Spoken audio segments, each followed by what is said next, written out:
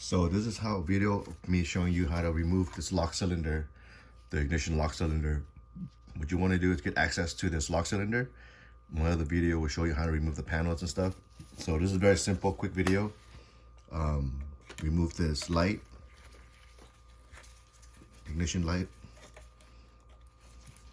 It's pretty easy, take it out. Your car may not have it. Next thing you want to do is locate the little pin right here.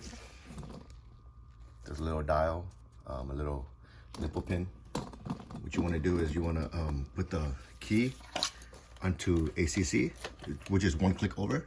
This is locked already, so okay. That will unlock this pin. Push down on this nipple. That's it, and then remove your lock. And that's how you remove it. So this pretty much allows it to able to press down. Your lock is hard. To put it back, same concept. Put it ACC. Find the hole, the guide. That's it. That's how you replace the lock cylinder.